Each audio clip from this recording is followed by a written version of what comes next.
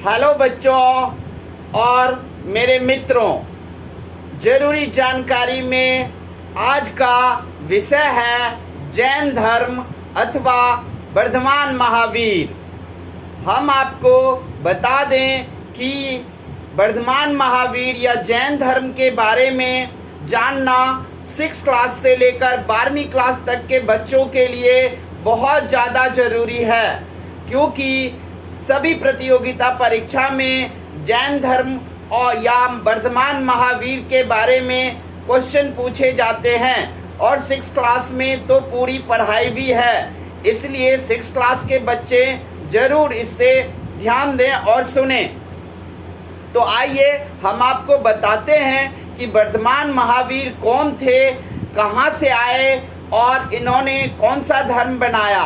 वर्धमान महावीर के बचपन का नाम वर्धमान था।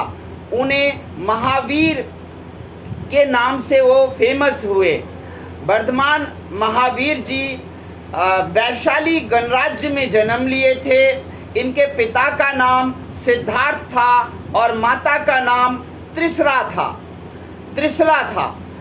ये चैत्र मास में जन्म लिए थे, लगभग आज से 2600 साल पहले, मतलब 600 ईस्वी पूर्व में इनका जन्म हुआ था। और इनके 100 साल बाद महात्मा बुद्ध का जन्म हुआ था। तो आज जो हम बता रहे हैं वो परीक्षा उपयोगी है, सारे बच्चों को ये करना है। लेकिन ये पार्ट 1 है, मैं आपको पार्ट 2 में बताऊंगा कि जैन धर्म भारत में जन्म लिया लेकिन ये भारत में फैल क्यों नहीं पाया, इस बारे में हम पार्ट 2 में जानकारी देंगे।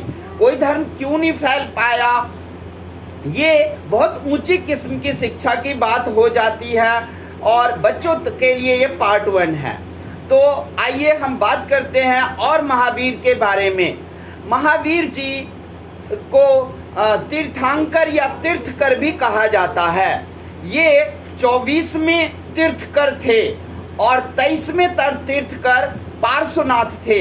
ये 23वें तीर्थकर पार्श्वनाथ के उत्तराधिकारी माने जाते हैं। इनका जन्म 600 ईस्वी पूर्व में हुआ था, यानी कि 2600 साल पहले। इन्होंने यह एक राजमहल में पैदा लिए थे, राजकुमार थे और क्षत्रिय थे। इनके पिता ने इनकी शादी करनी चाहिए। यहाँ पर 2 बातें हैं। इनका धर्म बाद में जो श्वेतांबर और दिगंबर में बट गया। तो श्वेतांबर वाले कहते हैं कि इनकी शादी यशोदा नामक लड़की से हुई और पुत्री भी हुई थी, प्रियदर्शनी।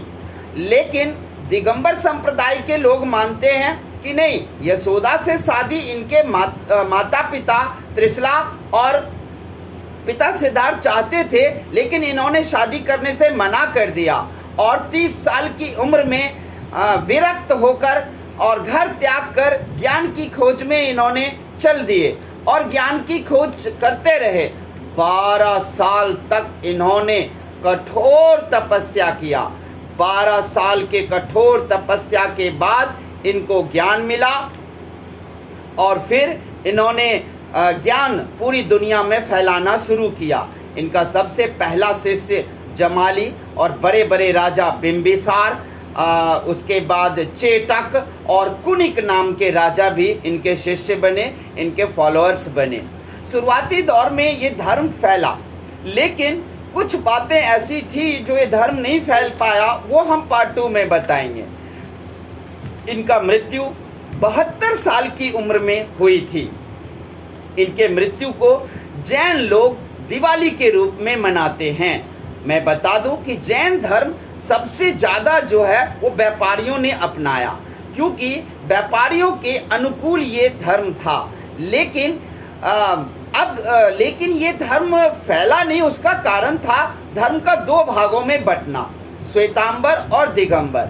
अब देखते हैं कि वर्धमान महावीर की शिक्षाएं क्या थी। आपको तो पता है महावीर जयंती पर आप लोगों को सरकारी छुट्टी भी मिलती है, स्कूल की भी छुट्टी होती है और आप लोग छुट्टी भी प्राप्त करते हो। अब देखते हैं कि ज्ञान जब प्राप्ति इनको हो गया, उसके बाद इन्होंने, इनकी शिक्षा क्या थी? इनकी शिक्षा निम्नलिखित थी। पहला, अहिंसा को अपनाओ। दूसरा, सबसे बड़ी बात जो इन्होंने कही कि इन्होंने निर्जीव यानी कि पत्थर से लेकर पेड़ पौधे से लेकर सब में जान होती है, ये बात कही। शायद ये भी हो सकता है कि इनके धर्म को नहीं फैलने का कारण। इसके अलावा उन्होंने कहा चोरी नहीं करना। इसके बाद पवित्र और सादा जीवन जीना है और घर का त्याग करना है और अहिंसा को अपनाना है। ये इनका शिक्षाएं थी। अब देखते हैं कि इनके मुख्य शिक्षा थे 3, जिसको त्रिरत्न के नाम से जानते हैं। किसके नाम से जानते हैं? त्रिरत्न के नाम से जानते हैं। इनकी मुख्य 3 शिक्षाएं थी। पहला थी, 3 शिक्षाओं में सम्यक दर्शन, सम्यक ज्ञान और सम्यक चरित्र। मतलब आप दर्शन सही रखो और ज्ञान सही रखो और आपका चरित्र सबसे जरूरी है कि अच्छा होना चाहिए। बाद में ये धर्म 2 भागों में बट गया, श्वेतांबर और दिगंबर में, और इनकी मृत्यु 72 साल की उम्र में पावापुरी नामक स्थान में इनकी मृत्यु हुई। याद रखना सब लोग, कहाँ पर हुई थी मृत्यु?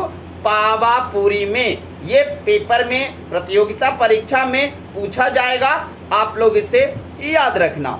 इसके अलावा वर्धमान महावीर जो है वो आप देखते ही हो, इन्होंने जो शिक्षा दिया उसमें एक और बात थी, वस्त्र का त्याग करो, अर्थात तुम नंगे हो जाओ।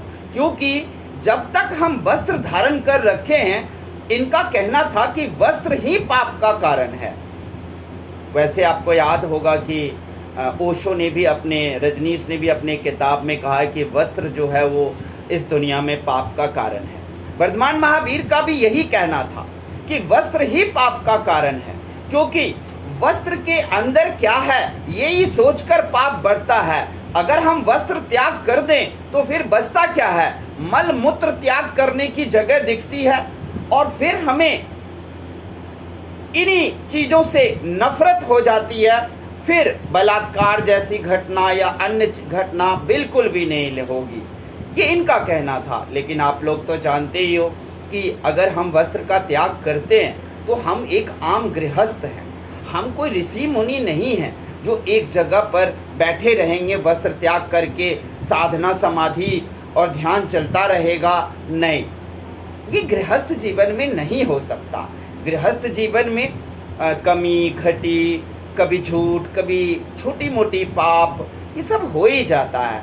ऐसे में वस्त्र का त्याग करना आम जनता के गले से नहीं उतरी। शायद ये हो सकता है कि इनके धर्म इतना ज़्यादा नहीं फैला।